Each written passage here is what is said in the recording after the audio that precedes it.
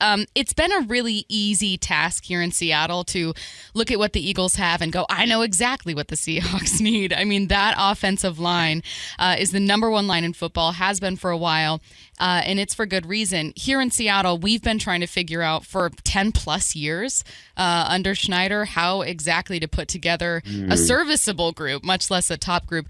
What do you think the Eagles have done so exceptionally well there?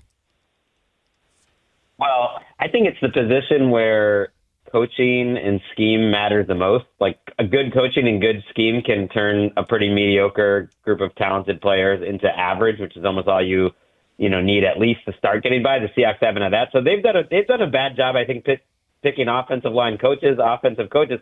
But the more obvious thing is they put a ton of resources into it. Landon Dickerson's a second-round pick. Cam Jurgens is a second-round pick. Lane Johnson is a first-round pick. The other guys on the roster, like Mailata, was a developmental guy, but they gave him massive contracts. All these guys are on second, third, fourth contracts.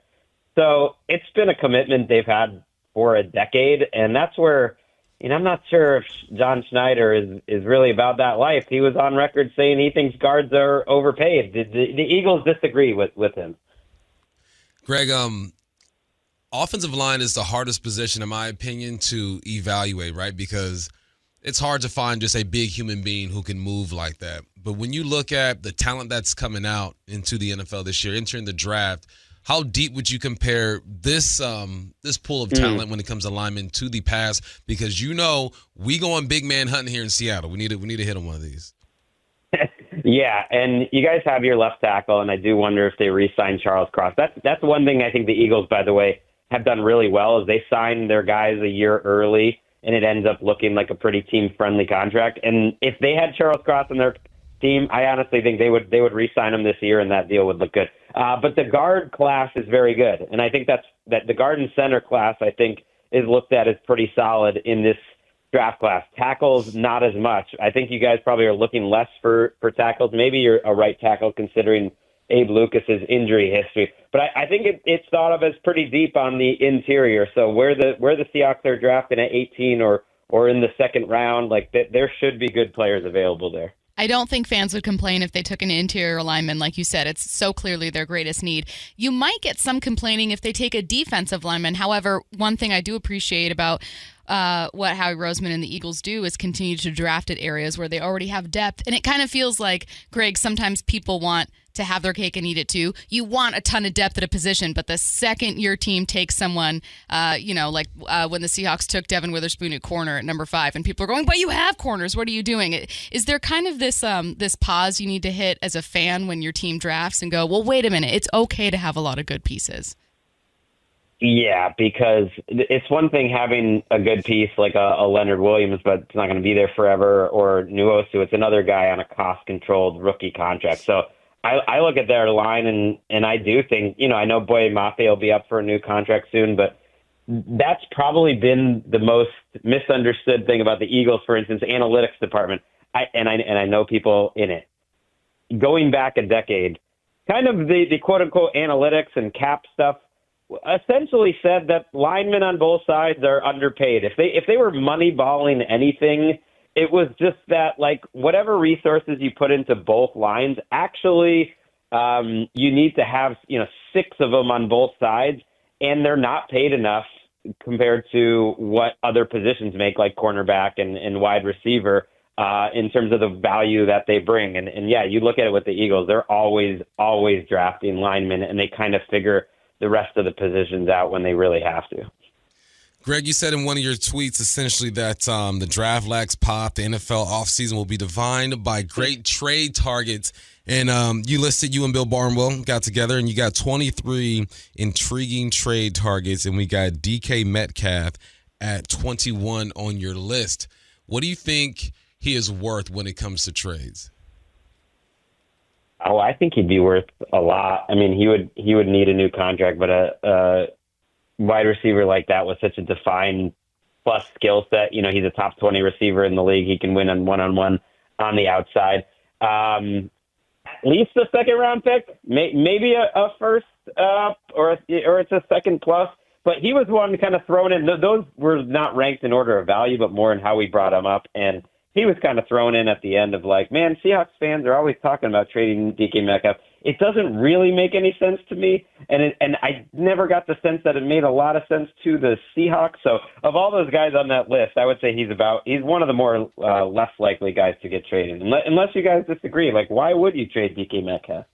I think that sometimes people look at it just to build on the conversation as like breaking up a $20 bill and using fives on things. But that also assumes, right, that you use those collectively right. Like it assumes, oh, well, you could deal DK, find a rookie, that rookie would perform and give you what DK does, and also you go spend on an offensive lineman. And it's like, wait a minute, we've seen, Greg, examples of teams trading away good weapons and then not replenishing that talent. Right. I think there's frustration among some Seahawks fans maybe that, look, he's not A.J. Brown. He's not Jamar Chase. But it's like not everyone gets to be a future Hall of Famer. And who knows? DK Metcalf has improved and can continue to improve. But a top 20 receiver that, like I said, like has a very defined skill set, which fits well with Geno Smith, by the way, going deep down the field. Like they have a great 1-2 punch. Like the thing they do have, and I'm sure Clint Kubiak is excited about it, is a great group of skill position players that should be able to put up some points. And frankly, the offense wasn't, I think the skill position players weren't the problem last year. It's the line that we're talking about. So I don't like making one of their strengths worse by trading DK. Kubiak, obviously, we just talked about him. He is the new OC over here. And I proceed with caution whenever there's change. Like I don't expect just a massive change and teams to do a complete 180 and the run game is fixed. The pass looks great, but I do expect some improvement. What do you like from Kubiak's offense, and how do you think the personnel here in Seattle fits what he wants to do? Yeah, you're sort of starting from scratch in terms of what you're looking for athletic linemen that are going to be able to move. Geno showed that he can fit into different schemes, but Kubiak's running the system that you guys have seen plenty in this division, really, between Sean McVay and Kyle Shanahan, a version of it. And certainly the zone blocking scheme, like you want guys who are decisive. Maybe that's a little more Charbonnet than Ken Walker, but you can find ways to use both of them. But I think he did a pretty good job in what was a brutal situation with the Saints. And it wasn't the first time he was calling plays either. He actually did a really nice job in Minnesota, and Mike Zimmer's last year there was maybe Kirk Cousins' best year. They just weren't very good on the defensive side of the ball. So he's a nice combination of youth, experience, a scheme that works. But I'm with you. You can't expect it all to improve over, the first 5 games of the season. He's a young coach. Macdonald's a young coach. To me, when he hired him like that is a bid for the next handful of years, hoping that they can be, a nice group that grows together. What does success look like for Mike Macdonald in year 2? Obviously, 10 wins is pretty impressive, but anytime you don't make the playoffs, there's going to be a portion of fans that feel like that season was a failure. So for you, where does he go from here? Yeah, I think success for them is going to be the playoffs, and I think it's like a top 8 defense specifically. I think the offense will be okay in the end with the talent that they have and certainly improving the offensive line. But to me, he's a defensive coach. He showed what he can do as a defensive play caller. I thought they were coming together really well overall in the second half of last season. So to me, if you have a true Mike Macdonald defense that's a difference maker and you can make the playoffs, then you can see the vision and why it made sense to move on from Pete Carroll. I'm curious, as someone who I do see as a national voice and a very, very good one, is there ever something about this version of the Seahawks where, look, they're not going to be front of mind. They're not going to be one of the teams that maybe you guys talk about every single time.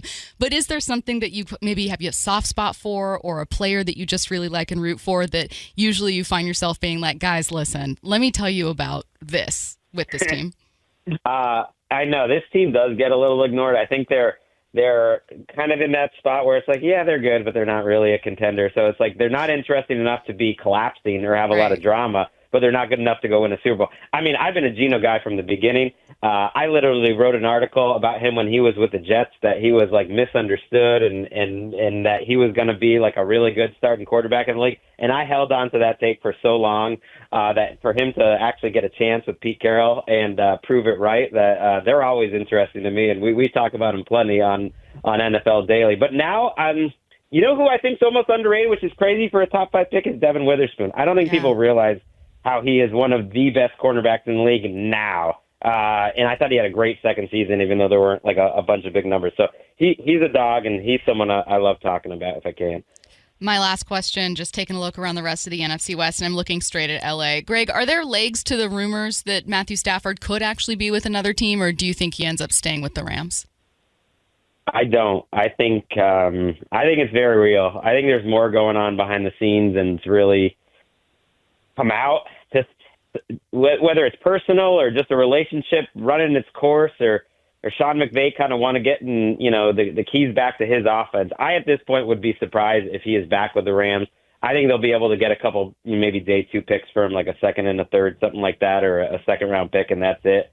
And I think they'll move on and look for a way to save a little money at that position. It doesn't make a lot of sense to me from a football perspective. My daughter is a Rams fan, and explaining to her that they're going to go to 2025 with Jimmy G or Aaron Rodgers, I don't know. It's going to be hard to explain to her because it doesn't really make a lot of sense to me, but I do think it's going to happen. Maybe it'll make her stronger. You know what I mean? Like, all of us have those moments where it's like, I am a stronger sports fan as a result of this really tough season. I don't know. That's interesting, though. I had convinced myself, no, he's staying, and I don't know as much. So, but wow, that's interesting to hear. Make sure you check out NFL Daily with Gregg Rosenthal. He is Gregg Rosenthal, kind enough to join us. Thanks so much, Greg. Thanks, Greg. All right, thanks, guys.